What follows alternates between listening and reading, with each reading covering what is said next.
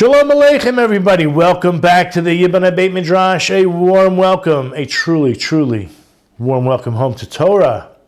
Now, I just want to remind everybody what we do here, it doesn't stay here.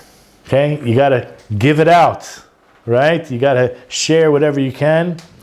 And one of the purposes of learning is to give it over, right? It's not just for selfish reasons. Yes, we all want to grow. We all want to grow, but I want to invite everybody, anybody who can come every morning, Sunday through Wednesday.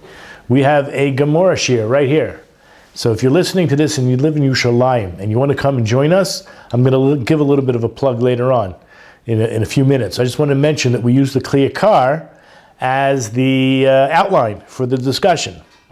That's the first thing I want to mention. The second thing is that inside the description box down below, you go down to the description box and you can find a link for the source sheets. I do want people to follow. I'd love for people to learn Hebrew, right? It keeps me going. It's good for me. It's good for you. It's good for the world. And I really, truly believe the only way you can really, really understand what's going on is if you have the slightest inkling of what's going on is to know Hebrew. Okay, so we're going to start with the Kli Yakar, but before we do, I just want to give a little bit of an introduction. The Baal HaTurim, interestingly enough, on our Parsha, right? Let me just get a Chumash, sorry.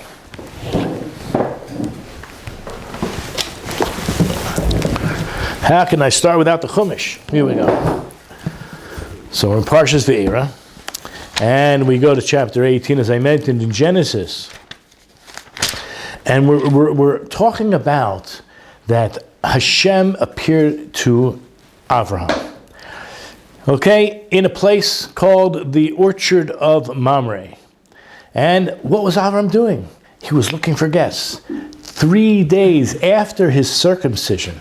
It's very important to know that. 3 days after his circumcision, the most painful day, Hashem came to Levaker Cholim, to do Bikur Cholim, to visit the sick.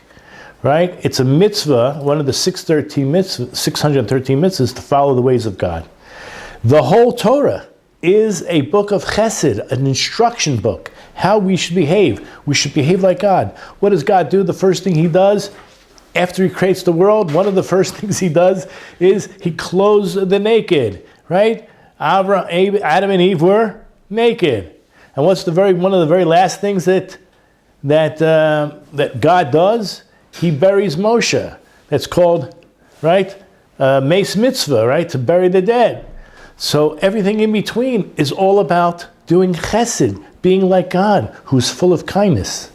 Okay, and what does he do in the middle? Well, it's not the middle, but he's visiting Avraham, who is not well 3 days after his circumcision.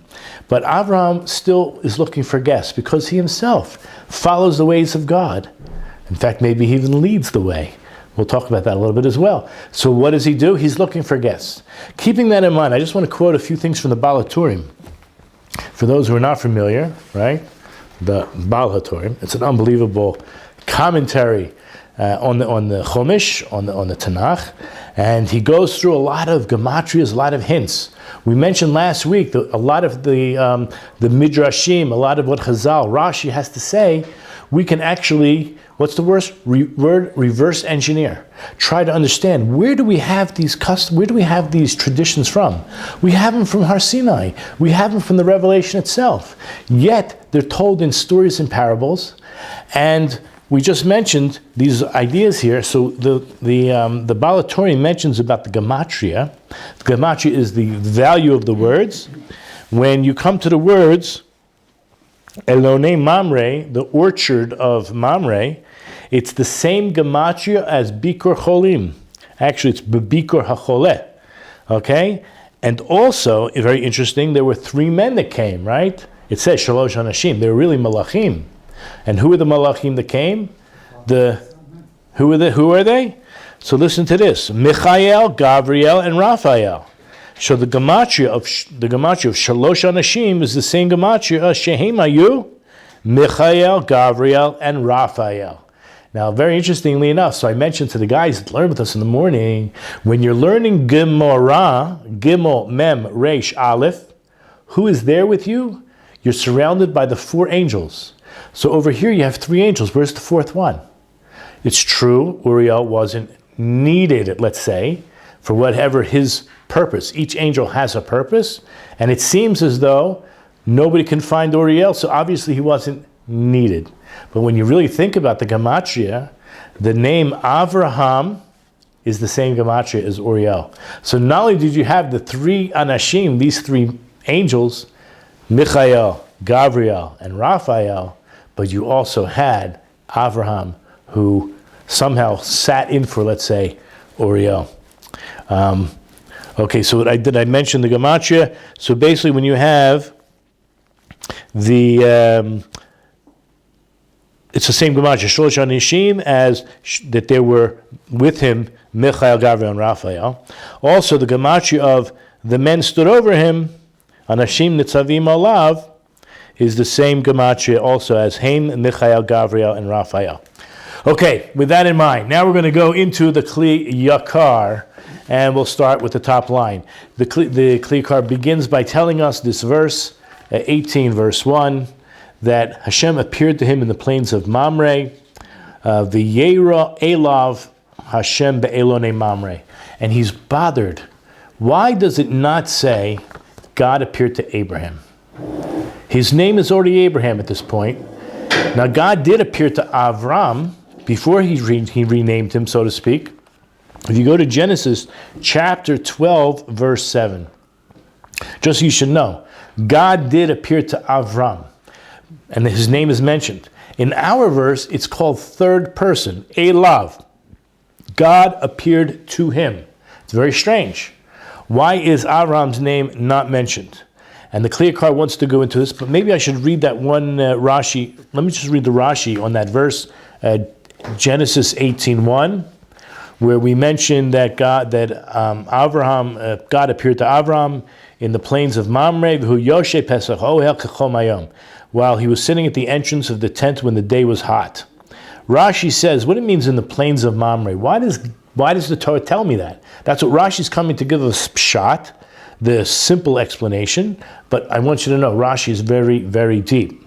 He mentions that this person, Mamre, was actually the one that counseled Abraham about what? About the circumcision. What does that mean? Does it mean that he should do it now as opposed to later? I mean, what's going on? This is, God already told him to do it. Maybe before he told him not to do it until God tells him to do it. Perhaps. But we're going to find out that he was the one who counseled him about where to do it, meaning where on the body. Because there's nowhere in the entire written Torah that it says that it's done on the member, the male member. Right? It could have been, so God finally tells him where, that he should do it. Maybe he should do it on his ear. Maybe he should do it on the nose or on the tongue or on the heart. Perhaps. So let's look at the Kli Yakar again. He mentions God says to him. He doesn't say, God appeared to him. It doesn't say that God appeared to Avraham. But well, guess what? There's going to be a difference between what Abraham's name is and what it represents and what Abraham's actual essence, his essence. So here in Hebrew, it's Lefi Shmo, because his name, Va'atzmuto, and who his, let's say, his spiritual constitution, his essence, Hayu Shnei Hafachim. They were, I'm going to say, completely opposite. They were extremes. They were opposites of each other. Now let's go through the name Avraham itself. Everyone knows why he was called Avraham. So let's, for example, if you go to the number 3 on the English sheet, that's Genesis 17:5, right? God says, your name shall no longer be called Avram, but your name shall be Abraham, for I have made you a father of a multitude of nations. Now look at the Hebrew. Ki av hamon goyim na titcha. It's because I'm making you a father of a multitude of nations, of many nations. So Rashi tells us when it says av hamon, right, because that's what the Hebrew says, av hamon, it's actually an acrostic of his name, Av, with the Resh, Haim. Avraham. Okay, what does that mean? The Resh is kept. So it's Av Hamon, Av Ham. With the Resh was not replaced. The Yud, we'll talk about that in a second. 1 second. The Resh that was in his name is originally denoting that he was only the father of Ram. He was Av Ra. He was Av LaRam. He was father to Ram, which is a place where he grew up. It was his native place. But now his whole persona has changed. He's not just a father to Ram, and Ram can mean the mighty, and we're going to talk about that because he made many converts. He took people and convinced them to give up their pagan ideas, their idolatrous ways of life, and accept the one true God. Okay? But he became the father of the whole world. And we do see, at least for those with eyes that can see, that he is the father of what they call the Abrahamic faiths, which is maybe 2/3 of the globe. And perhaps if you even look further into Eastern religions, they also have hints and remuzim to, I'll use the word, nirvana, which is actually an idea about Abraham. But anyway, let's go on. Nevertheless, the Resh that was there originally was not moved from its place. What happened with the Yud, meaning the Yud of Sarah? The Yud of Sarah was replaced, and it became a Hey. And that Yud somehow complained that it wanted a place in this world, and God placed it into Joshua's name, Yoshua. Okay, Yehoshua. His name was Hosea, and he became Yehoshua.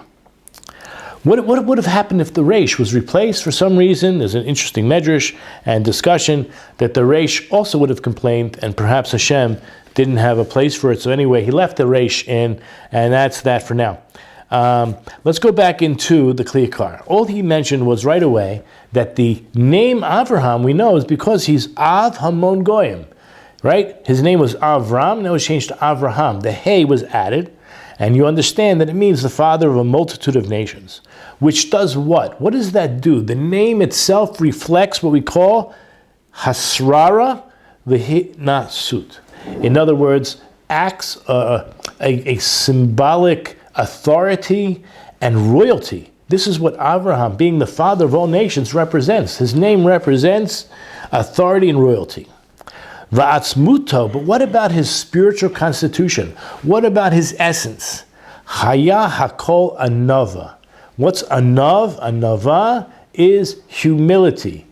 And how do we know? 1 second. Because we have a pasuk, chapter 18, verse 27. You'll see that number 4. Avram answered and said, behold, now I have commenced to speak to the Lord. But what does he say? Anochi afar ve'efer. He calls himself, I am but dust and ashes. Okay?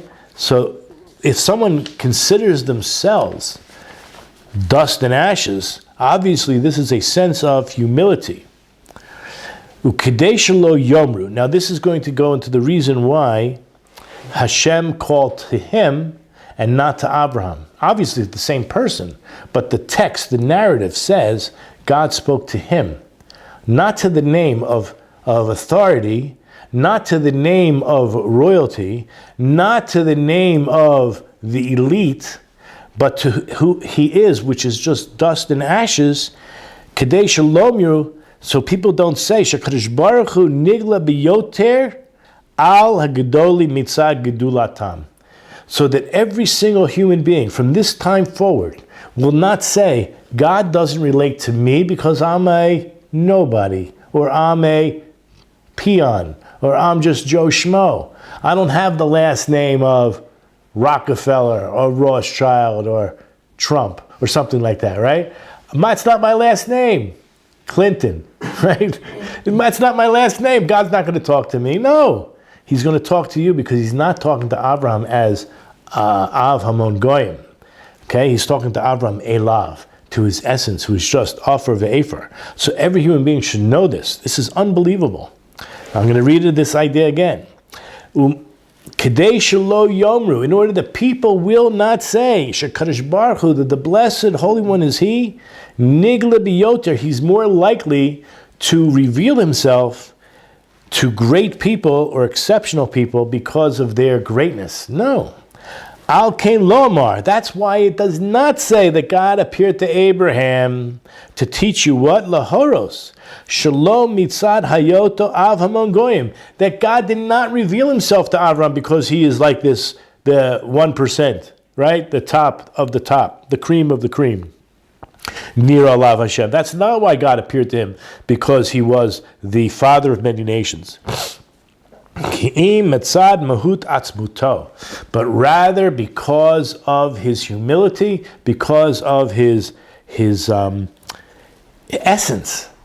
Ki haya anav ushval berach. Avraham was meek and obedient. You understand? That was what he was.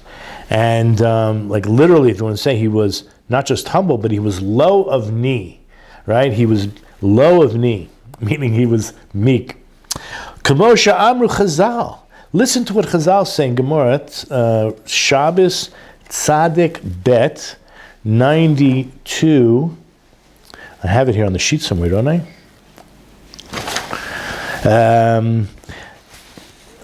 Okay. Well, I think it appears somewhere else, and I think I put it in the Nedarim 38a. So it appears more than one place. So in Nedarim 38a, it mentions over there, Ein HaKadosh Baruch Hu mashre shchinato ki'im al.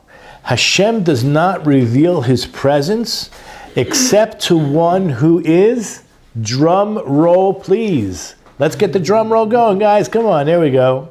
Come on, I don't hear it. Unless he's a chacham, a gibor, usher, and anav. Now these are four big things. So one second, unless he's wise, unless he's strong, unless he's wealthy, and unless he's humble. Now do you think that you have to have all four of these for God to reveal yourself, or just any one of these? Listen, we all feel very, maybe we're gifted with one of these. Are we gifted with all of them? First of all, they're not just gifts. These are things that anybody can acquire. What does it say in Pirkei Avot? Chapter 4, verse 1. Ben Zoma asked, who is wise? Who is rich? Who is honored? Listen to what, did I skip something? Yeah. Who is wise? Who is mighty? Who is rich? All these things. And who is honored, we'll speak about that because I think that falls right in line with the humility part. But who's wise? Someone who learns from everyone. If you're willing to learn from somebody else, that shows an act of what? Firstly, you want to be wise. It's also humility.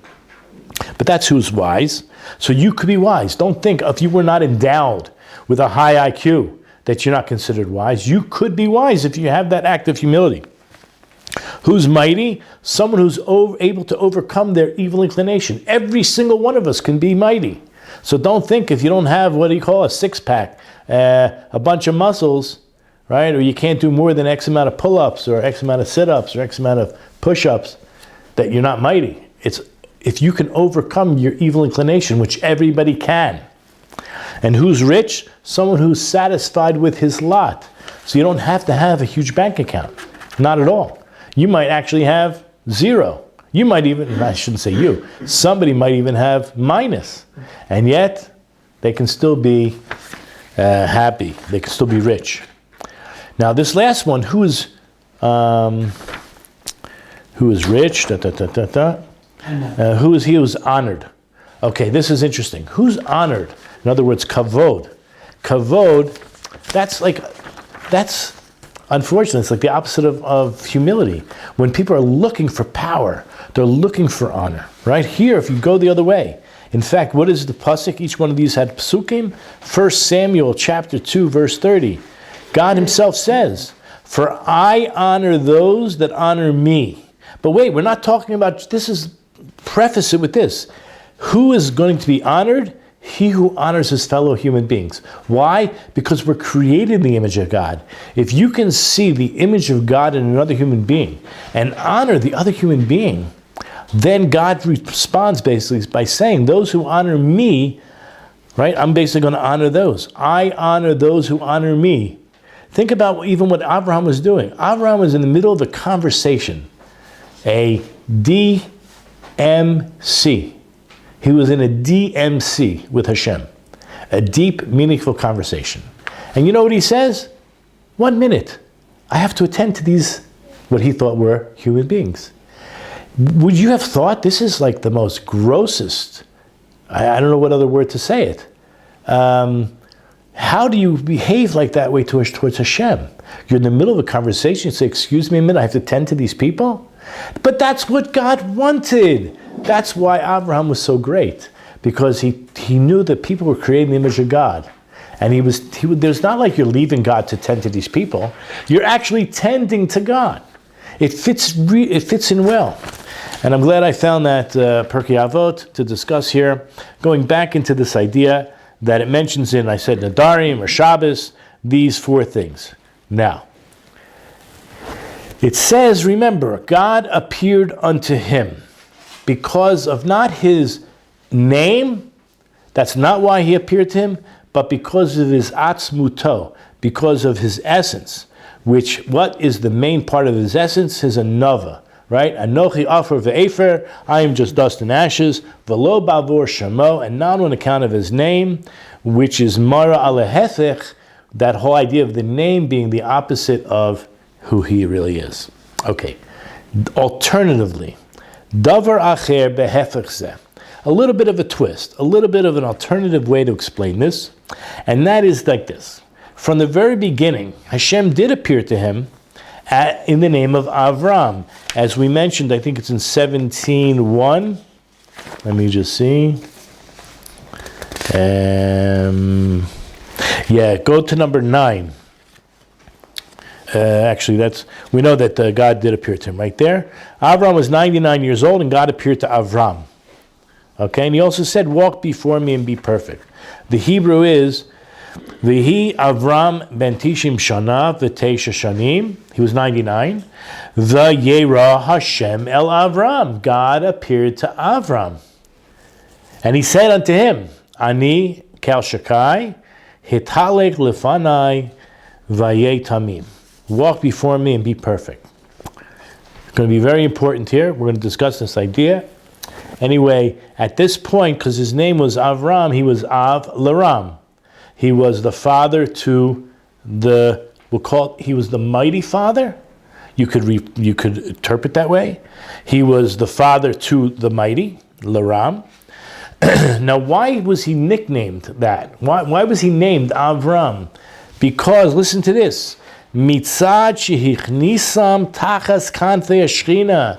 He brought people in to the refuge, into underneath the wings of the Shechina, of the divine presence. He, we'll call converted people. He converted them from paganism to monotheism, to be true, righteous Noahides, right? Ben Noach, people who were right, Hasidei Umas Olam, right? There wasn't Judaism as we know it then, but he brought them in, Ki'ilu Yoladam, as if he was their father. He's the one that gave birth to them. So someone who is mekarev, someone who brings people closer, right, to Judaism, to what we call Judaism, that includes the righteous Gentiles, includes people who convert. That person is like he gave birth to these others. Mitzad Shaya'av, from the aspect that he was the father lekulam, he was the father of all of them, nigla olav Hashem. That's why God appeared to him. You want God to appear to you? You have to work for it. Get out there and spread the message. Now,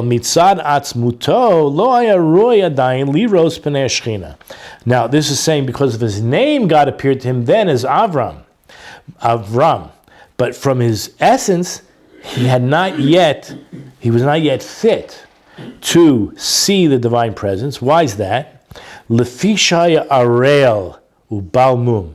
Now this is a very difficult thing to explain for some that will have a hard time understanding this, but the words basically come out because he was still uncircumcised at that time.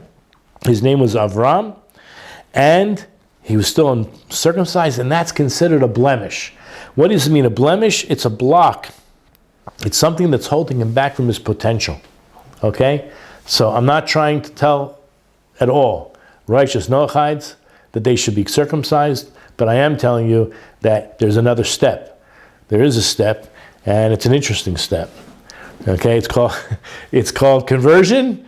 Oh, there's even a step called Eved Kanani. And Eved Kanani is a step between a righteous Noahide and a full-fledged righteous convert. Okay, I'm going to leave that for now. I'm not going to go into it, but I do believe that is the highest level a non-Jew can actually achieve in this world. Onward. The Akshav Shinimo Nira Elav Hashem. By the way, so basically Eved Kanani is circumcised. Anyway, Akshav Shinimo Nira Elav Hashem. Once he was circumcised, Hashem appeared to him, Afilu Mitzad Atzmuto, even from the aspect of his own essence, but that was going to be that lesson there. Now, Ulahoros. This all comes to teach us. Ulahoros al zeh. Shemara Zuhayas Bavur Hamila.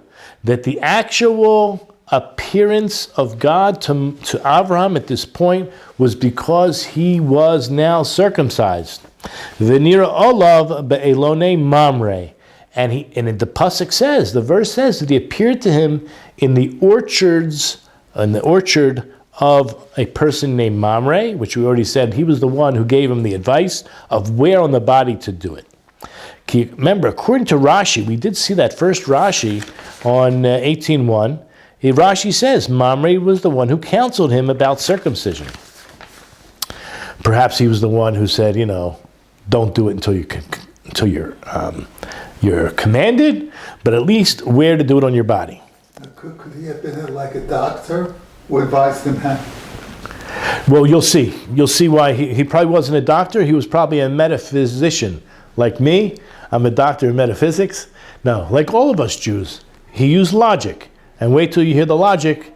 Kind of like counsel to the medicinal power of the local herbs. Maybe, but let's see what he says here. He's the one who gave him the advice, again, where to do the milah. And guess where he himself learned it from? He himself learned it. God appeared where? In the Alone Mamre. God appeared where? In the trees of Mamre. Now, the trees are language of plural. Okay? Elone. It should have been Alon Mare, but it says Mamre. It says Alone, Lashon Rabim. Ki haya b'pamahu b'harbe elonim. Of course, there must have been a lot of trees. And if there wasn't, hayla lomar be'elon mamre. Obviously, it had to be a lot of trees. Otherwise, it would have said alone, singular. Ki afa pisha elonim harbe ayula mamre. Now, yes, it's given the fact that there were a lot of trees that Mamre owned. Hayu ahale Avraham mitpashtim bekulam. Remember, Avraham had a lot of rechush. A rechush gadol. He had a lot of converts that he made, right? He had a lot of property. He had children. Look at cattle. Look at number 12 on the English sheet. It says over there, if I'm not mistaken, chapter 17, verse 23. And Avram took Ishmael his son and all those born in his house and all those purchased with his money, every male of the people of Avram's household, he circumcised the flesh of their foreskin on the very day. Oh, so there was a lot of people there. That's not the pasuk I was looking for. I think go back to Genesis 12:5. And Avram took Sarai his wife and Lot his brother's son and all their possessions that they had acquired and the souls they had acquired in Haran, and they went to the land of Canaan. They came to the land of Canaan. So Avram had a huge entourage. He was not alone. You can see that from there. And by the way, Rashi mentions over there, what does it mean in the souls they acquired in Haran? Look at the Hebrew. It says, Vet hanefesh asher asu b'Haran.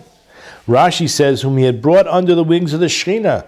Avram would convert the men. Sarah would convert the women. As the scribes ascribed to them merit as if they made them. You're considered their parents. Okay, so we see that he had a lot of things, a lot of people, a lot of tents. Okay, so now we're going further. Mikol makom hayadai k'shinit pashet zohar ziv shchinato yizbrak ba'oto ilan. Avraham ba'atzmo shochin bo. Like, hello, the pasuk says that God appeared through all of the trees of Mamre. Wouldn't it have been enough just to appear in the one tree that Avraham was sitting under or sitting by or sitting near? And that would have been enough? Okay? Elavadai, rather, what do we learn? Lefi shahay lamamre ezeschut. That Mamre, the owner of the field, must have had some merit, some credit for this.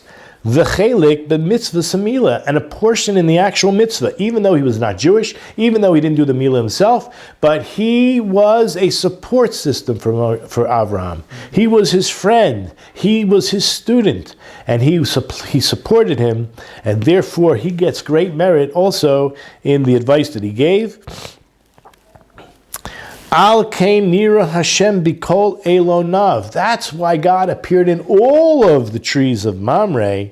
Umitam ze nimar gam kain, and that's for this very reason. It says here, Vayeira olav, that God appeared to him. Kadesh lo tomar, so people will not say, Shema kol yalidei beisa shel Avram hayu ba'oisen elonim. Remember, his household was also circumcised the same day. So everybody was circumcised. So maybe it lit up because everyone was circumcised. All of his children have such merit.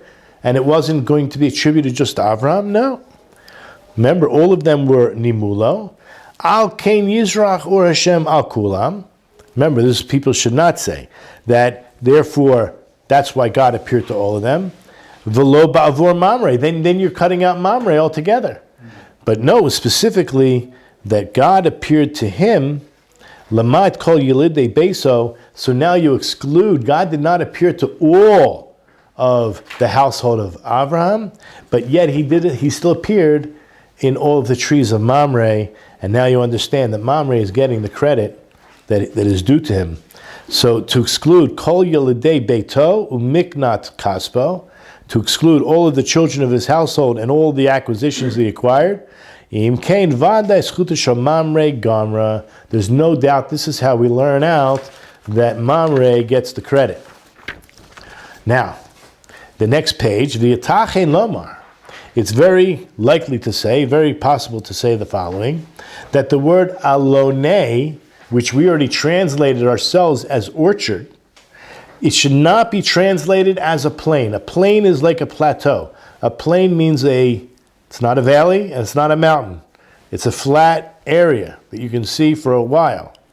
He says that's not the case. Do not translate it as mishur. Eino lashon mishur. Elamakom shaybo ilanot shel Mamre. We have to translate it as the trees of Mamre. And that's the proper way to translate it. And as proof for this, and he gives a text proof, in verse 4, if I'm not mistaken, right? When he gets the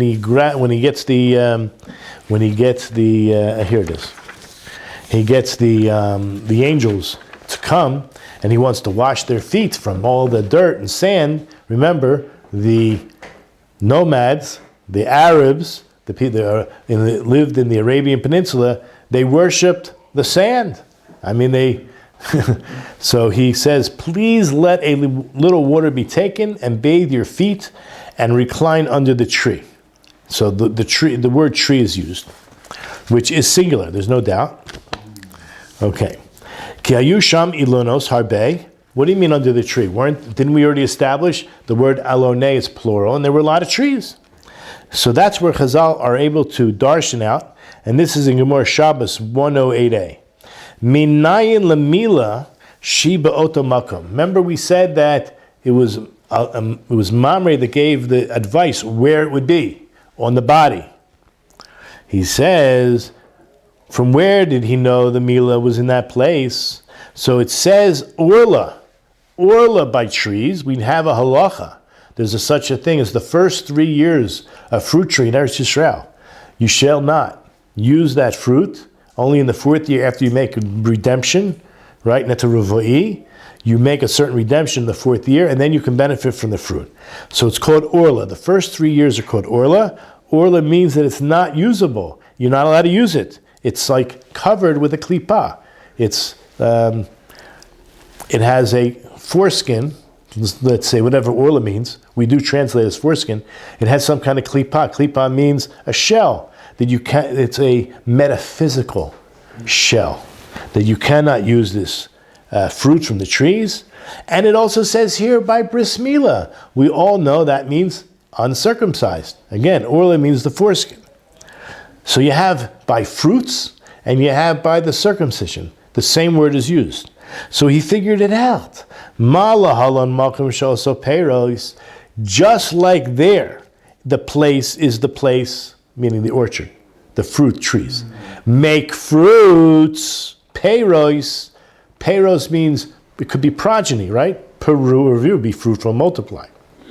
Peru is the idea of multiplication, being fruitful, i.e. also related to procreation. So just like over there, the word peiros is used by trees, af milah, so too, when it comes to the circumcision, b'makom she'oisa peiros, it must be in the place that gives off produce, that makes fruit, that makes dividends, that makes progeny. Correct? So too, we find in the Medrash, Shehaya Avram mesupach mehechan yamu, that Avram himself was in doubt where to do the circumcision. Where? Meaning where on the body. Imin hapeh, maybe it was from the mouth, or min ha'ozin, or from the ear, or min halev, or perhaps from the heart. Al kain nigla ur Hashem al kola ilanos. Therefore you had the shine of the divine presence over all the trees. Kamare makom, as if to show the place, by saying, Histakel bi'ilanos elu. Look at these trees. Look at them. V'tilmad mehem, and you should learn from them. Ki iker zrichat kavod Hashem, that the prime place of the shine, of the spark, of the zrichat, the shining of the honor and glory of Hashem is on the place that makes fruit. It's just amazing to think. Like, who would have thought of such a thing? No human being could have said, okay, you're going to make covenant with God, you're going to have the brit milah, what we call circumcision, on that particular limb. I mean, come on, take my thumbnail, take my earlobe, take something. But this is a very holy place. Umizel lamad hekesh. And from here we have a connection, a holy connection. Sh'techaze Elokai mivsarcha, that we actually can see God in the flesh, meaning in our flesh. We look at a human being and we understand that he's creating the image of God. I can see God in your being. Mitzad makam edoma li'ilanos, especially in that particular place. I mean, you think about the immune system. We were talking about the immune system. It's just amazing. We say, Asher Yotzereh, to go to the bathroom. Every part of our body is like, it's miraculous. It's absolutely miraculous. You can watch your skin heal, right? If you get like a small paper cut, right? Obviously, it can be worse and you can see it heal too. But I'm just trying to make a small thing out of a, but it's amazing that we can go to the bathroom, right? Just everything about the whole human body, the way the heart works and everything's pumping through. But people are becoming educated about their immune system these days. It's amazing. Okay, so you can see what is true by these trees. Mikol makom, nevertheless, it would still be left as a difficulty. La mehiska katuv shayu ilano shamamre. We're still stuck. Why would there be any mention in the verse that these trees belong to a man named Mamre? Furthermore, Ech as Avraham kodem shetizracha olav kavod Hashem. What did Avraham do before that God shone himself through this light with all the glory of God? Elavadai, it has to be exactly as Rashi mentioned. Vadai shemamre nosan lo eitza zu misvara. Actually, it has to be that the way we just described it, that Mamre understood through svara. See, Avraham actually knew from a gezerah shava, but we're not going to get into that. And that gezerah shava is orla. Okay, but Mamre knew from the Paris themselves. Shamila b'makom she'oisa peros. So Mamre knew that it was from Svara, and so that's interesting because Svara means logic. So even the Gentiles, they are obligated to keep those mitzvahs, not just 7, many mitzvahs, any one of the 613 mitzvahs that are derived through logic, they are obligated to keep. Avram actually had what we say the 13 hermeneutical principles. This was a direct revelation from God on what to do. So that's a limud. That's through Oisei Torah, and he knew from that aspect, from the Gezer Shava. So he said, "V'hiskim Hashem al Yado," that God agreed with Mamre al Yadei Sheniro Lav Kavod Hashem be'elonei Mamre, because of God's shown, like he appeared in the trees. So then what do you mean? Hiskim Hashem, that God agreed. Obviously, God knew where the bris milah was going to be, but God agreed that Mamre's eitzah was good, and He gave it to Abraham. Ubizem miyushav hakol, and the Yakar ends with these ideas that this resolves all these issues. Ki perush yakarhu. This is a very dear and precious explanation. That's really it. I just want to mention, just to go back on this idea that humility, it doesn't come easy, right? We all have an ego. We were created with the Yetzer Hara. But this is what is going to make or break. This is going to separate the men from the boys. Okay? The ability to be honest with yourself, to know that when you make mistakes, to own up to it, to know you can do a better job, right? The next time you have any relationship that you have, how you can handle a situation. And in learning, if you really have a good chavrusa, you're able to open up. You don't hold back. And you tell him how you feel, and you tell him what you think, and he's able to handle it, and you're able to handle it. It takes a lot of maturity. It's a long time in coming. But a lot of people who are Bali Tshuva, who are converts, unfortunately never had a real yeshiva experience of learning with the chavruta and battling it out.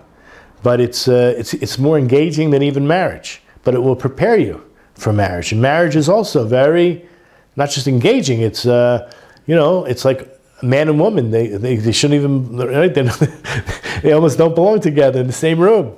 And yet, Baruch Hashem, with proper midot, with work, you have to be honest with yourself, and working on yourself, you can advance. So we look to Avraham Avinu. Man, did he treat his wife like a queen, and he certainly was the top of the cream of the crop, right?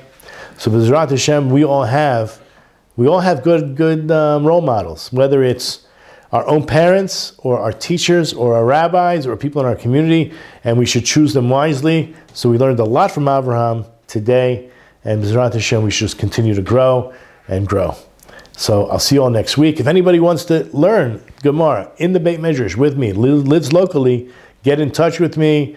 The contact number is on our website, so that is also added as a link below. And I'm wishing everyone a Shabbat Shalom.